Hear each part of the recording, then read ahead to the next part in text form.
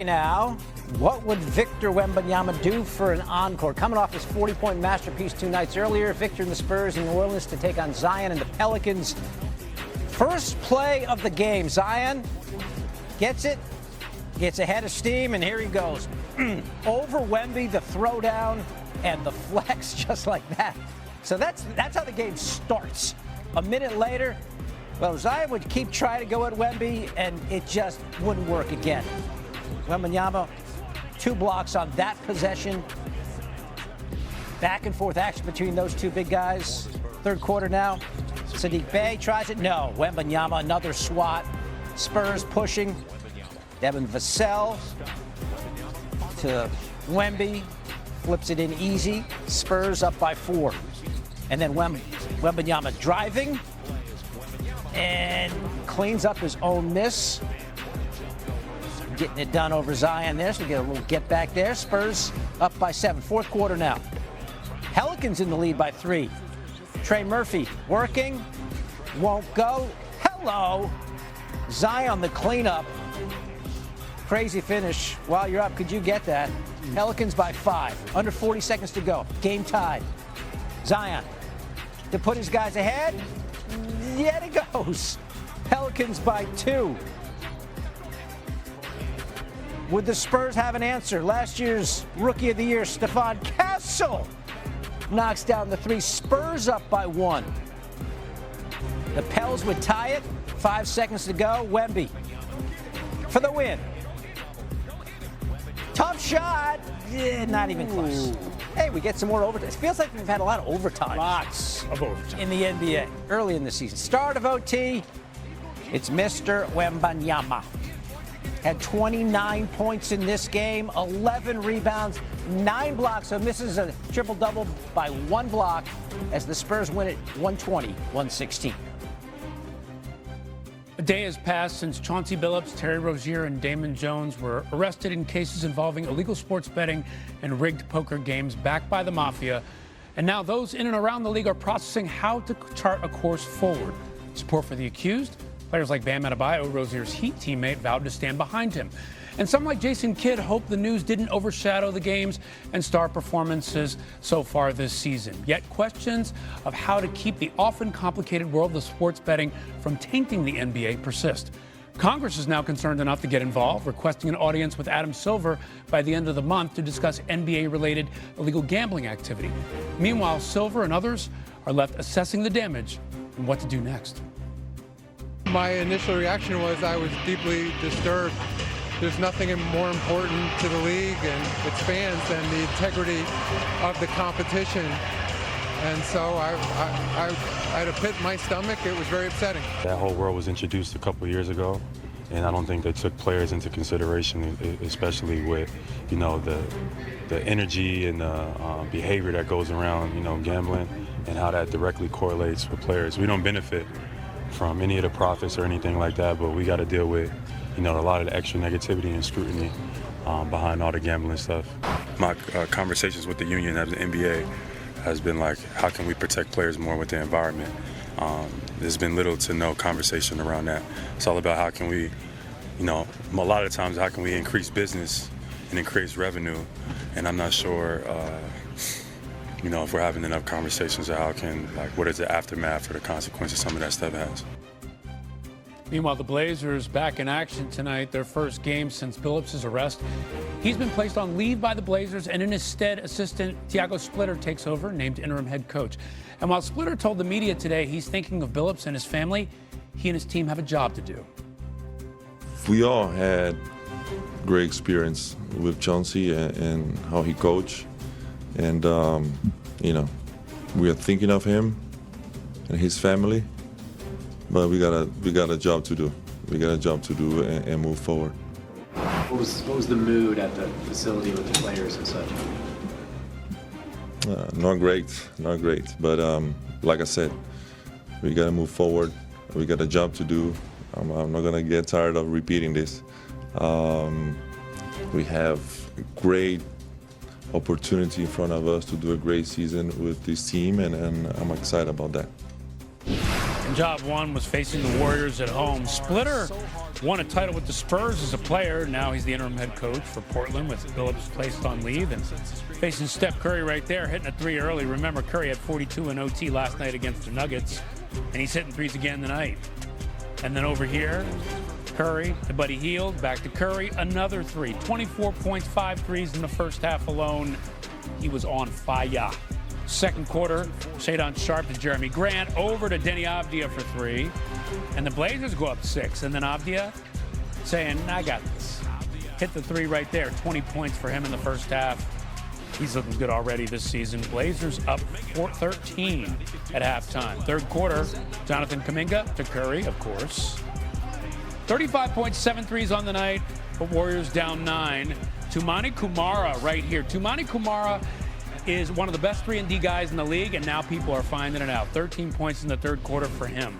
Fourth quarter, Curry loses the ball. Matisse Thybulle taking it the other way. Blazers go up 14, and then later, through Holiday to Avdia, and with all the turmoil they're probably going through in Portland, they beat the Warriors by 20. Here's Splitter post-game.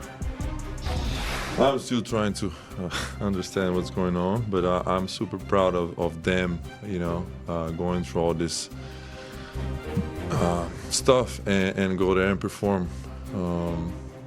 In that end of the day, they are the guys that are running and shooting the ball, not us. So I'm impressed. I hope we move on and like I said, we focus on basketball and how to get this team playing better and consistently. We know we have to get better in many aspects of the game, but effort, I'm telling you guys. Ant-Man face-off, superstars What? collide.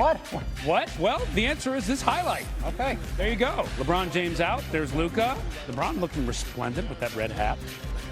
Late it in the first. Doncic up and 1. Lakers down 3. Then Ant-Man. A little floater action, doing some dancing. Nice. And 1. So the superstars on full display. And the next Laker possession. Wow, that's deep. Got it. 32 points in the first half. Most in a first half by a Laker player since Kobe did it in 2009 against the Knicks. And the Lakers up 5. Halfway through the third. Gabe Vincent blocked by Edwards. The ball finds Doncic there. And to DeAndre Ayton, who slams it home. That was nice. Later in the third, here's Edwards. A little scoop action. Getting it going. He had 31 on the night. Doncic here whipping it to Austin Reeves. And Austin Reeves all alone, hitting the 3. Lakers pulling away in the third quarter. Early fourth. Luka. Fade away. He's feeling it. And then over here, Luka for 3. And Luka puts it up. And look what he does after. A little shimmy. 49 points, 11 boards, 8 assists. Lakers win 128-110. Luka, about that shimmy. No, it's honestly because I don't know what to do at those moments. I said that before. I just do some stupid thing and I don't know what to do. And that just came out. It's got to be better. I got to work on it.